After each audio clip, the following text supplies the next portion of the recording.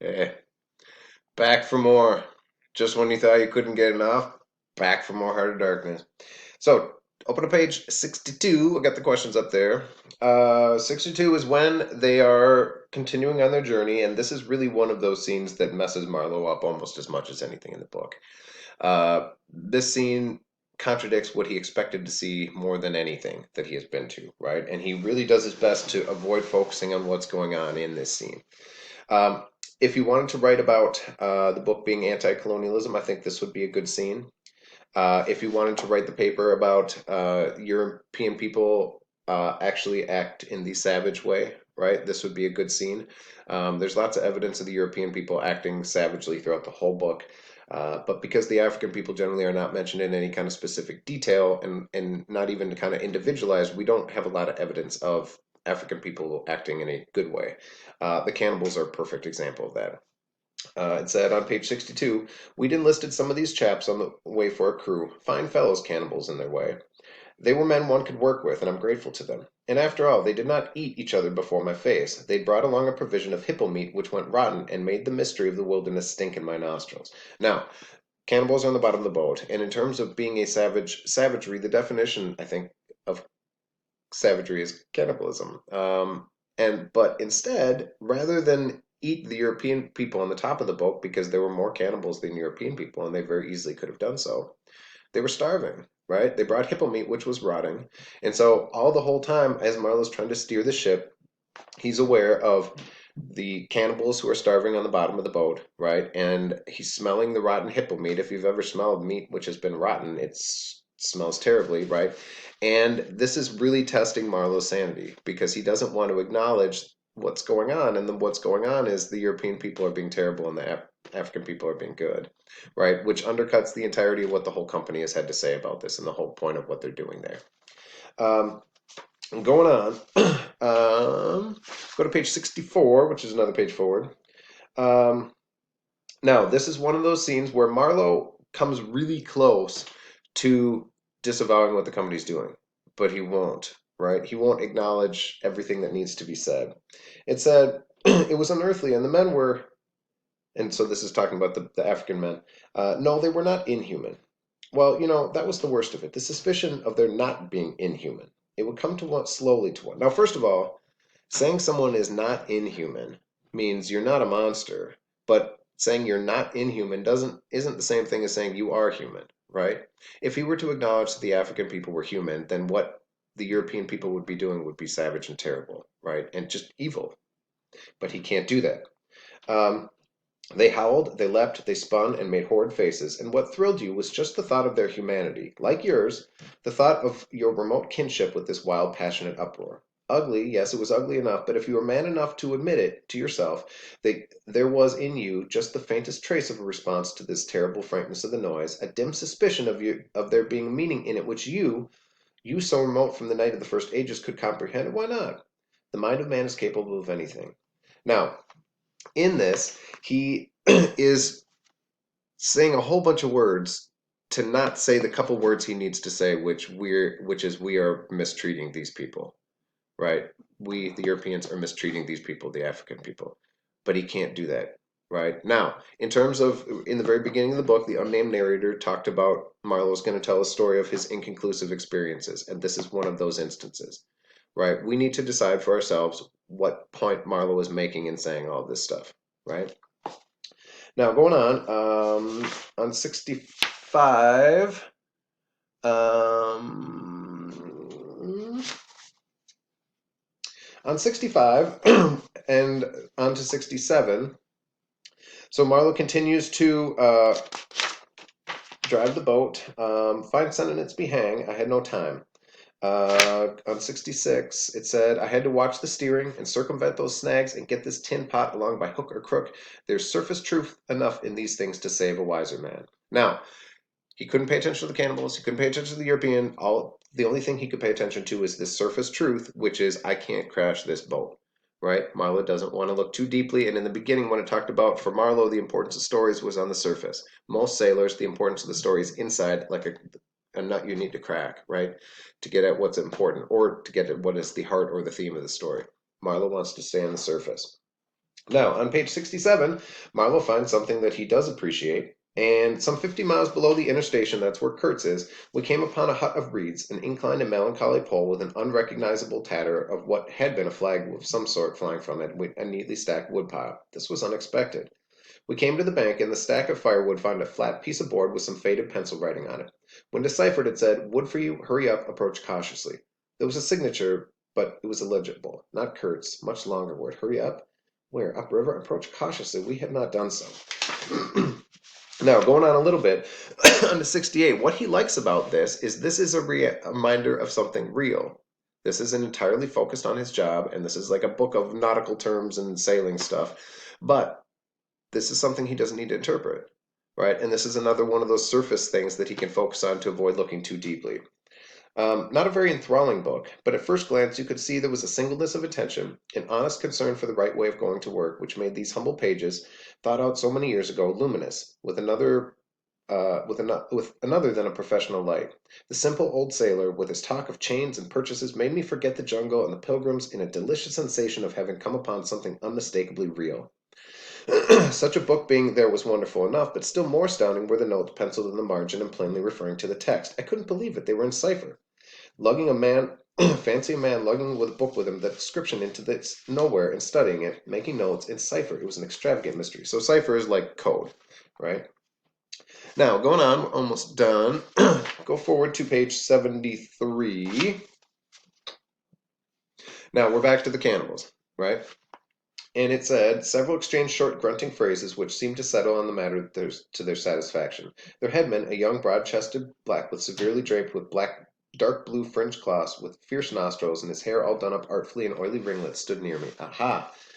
Just for good fellowship's sake. Catch him, he snapped, with a bloodshot widening of his eyes to flashing sharp teeth. Catch him, give him to us. To you, eh? I asked. What would you do to them? Eat 'em, he said curtly, leaning his elbow on the rail, looked out into the fog in a dignified and profoundly pensive attitude. I would no doubt have been properly horrified had it not occurred to me that he and his chaps must be very hungry, that they must have been growing increasingly hungry for weeks. Now, seeing when they see people on the boat, on the shore, and the cannibals say, "Get them, and we'll eat them," they're still not eating the Europeans, right? And this really freaks Marlowe out because they could. They're just choosing not to. And so either uh, they don't want to, or as Marlowe said, maybe we as Europeans appear unappetizing to them, right? So unappetizing in a literal way, we don't look tasty, but also we look kind of like evil, bad things that they don't want anything to do with. Okay. And it talks about they've been paying the cannibals with brass wire. Beside that, they'd given each of them every week 3 pieces of brass wire, each about 9 inches long, and the theory was that they could buy their provisions with the currency in the riverside villages. You can see how that worked, right? Now, on 75, he comes back to the cannibal stuff, and because Marlowe's mental state is kind of declining at this point, and you can even see it in kind of the way he's telling his story. His story kind of starts to wander and jump around a little bit more. Why in the name of all the gnawing devils of hunger didn't they go for us? They were 30 to 5 and have a good tuck in for once. Amazes me now when I think of it. They were big, powerful men with not much capacity to weigh the consequences, with courage, with strength, even that, though their skins were no longer glossy and their muscles no longer hard. And I saw that something restraining, one of those human secrets that baffled probability, had come into play there. I looked at them with a swift quickening of interest, not because it occurred to me that I might be eaten by them before long, though I own to you that just then I perceived that, in a new light, as it were, how unwholesome the pilgrims looked, and I hoped, yes, positively hoped, that my aspect was not so, what shall I say, so unappetizing, a touch of fantastic vanity which fitted well over the dream sensation that pervaded all my days at that point. Perhaps a little fever too. You can't live with one's finger everlastingly on one's pulse. Now, Marlowe is hoping that he is coming out better than the other European people, right? The people who are going to be just shooting into the fog. He said we appear unwholesome to them, right? And unwholesome again could mean about food. We don't look like something that's going to be good for them to eat, but also unappetizing. We don't look like something they want to be or something that they want to consume. Going on, a couple other last things. After the attack and the death of the homesman, Marlowe is distraught. We'll go forward a little bit. Let me pause here for a second. Okay, it's all right. Go to page 86. So, as they're going, they are attacked in the fog. right? And there's lots of spears and things flying around, and the European people are on the top of the boat, just kind of blindly shooting into the fog, right? The helmsman, the guy who was driving the boat, gets killed with a spear, and the guy with the pink pajamas comes up. I put the helm, and this is on 85, I put the helm hard a starboard at that moment when the pilgrim in pink pajamas, very hot and agitated, appeared in the doorway. The manager sends me, he began in an official tone and stopped short. Good God, he stood, glaring at the wounded man. Now, on 86, it said, to tell you the truth, I was morbidly anxious to change my shoes and socks. He's dead, murmured the fellow, immensely impressed. No doubt about it. And by the way, I suppose Mr. Kurtz is dead as well, too. Now, what Marlowe does here, so the guy next to him driving the boat gets killed with a spear and there's blood all over. Some of that soaks into his shoes. And it said, talking with, I flung one shoe overboard and became aware that that was exactly what I had been looking forward to talk with Kurtz. I made the strange discovery that I had never imagined myself him as doing, but as discoursing. I didn't say to myself, now I will never see him. Now I will never shake him by the hand. Now I will never hear him. The man presented himself as a voice. Now, the reason Marlowe wants to hear this voice is he wants Kurtz, who's supposedly the most great person in this whole organization, to explain to him what's going on. He wants to hear from Kurtz about why things are the way they are. Now, on 87, as he throws the boots over the side of the boat, right, and in the jungle, you can't hop down to the boot store to get some new boots. The people on the boat in Europe who are listening to Marlowe's story either start to laugh, right? Absurd, he cried. This is the worst of trying to tell you. Now, what he's trying to explain to the people on the boat who have not been in his situation on this boat going up the Congo River is to explain to the people in the European boat why he did what he did, why he just randomly threw his boots into the water. Here you are, and what he's basically saying, and we come back to this dream thing, we live as we dream alone, is having never experienced what he did, you can't get it. Right? It just doesn't make sense. Here you are, each moored with two good addresses, like a hulk with two anchors. A butcher round one corner, a policeman round another, excellent appetites and temperature normal. You hear normal from year's end to end, and you say absurd? As in absurd, he threw his boots over? Absurd, we exploded. My dear boys, what can you expect from a man who, out of sheer nervousness, had just flung his overboard a new pair of shoes? Now, when I think about it, I'm amazed. It is amazing I did not shed tears. I am, upon the whole, proud of my fortitude. Okay, lastly, continues on to 88, and then we'll go forward. Last couple things on page 90 to 92. You can't understand, and this continues on why the European people can't get what he's talking about. You can't understand. How could you? With solid pavement under your feet, surrounded by kind neighbors and ready to cheer you or fall on you, stepping delicately between the butcher and the policeman in the holy terror of scandal and gallows and lunatic asylums, how can you imagine what particular region in the first ages of man's untrammeled feet may take him into by the way of solitude? Basically said you lived in a safe place, right? And you lived in a structure where people do bad stuff, the police come and arrest them. When you're out in the wilderness, wherever it is, there are not rules like that, right? There aren't people around to stop you from doing anything.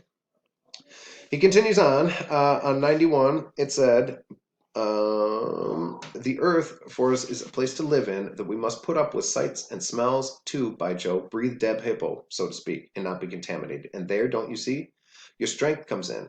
The faith in your ability of digging of unostentatious holes to bury stuff in.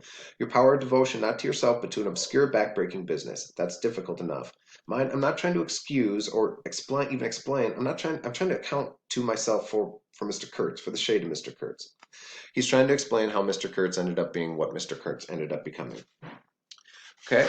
Now, lastly, it said he'd written this report, right? The International Society for Savage Customs, Suppression of Savage Customs. This was the report that Kurtz was tasked with writing. Now, when it starts, it's beautiful, right? I'd seen it. It was eloquent, vibrating with eloquence, but too high-strung. 17 pages, right? Now, he goes on and said he began with the argument that we whites, from the point of development we arrived at, must not necessarily appear to them in the nature of supernatural beings. We approach them with the might of a deity, and so on. By the simple exercise of our will, we can exert a power of practically good unbounded. Basically, what Kurtz was saying is we have the ability to do unlimited good for these people. However, at the bottom of this, he scrawls, exterminate all the brutes. Something big happened, right? And whether that was his change in trying to make more money or his change in acting more brutally, something changed from we can help all these people to now we need to kill each and every one of them.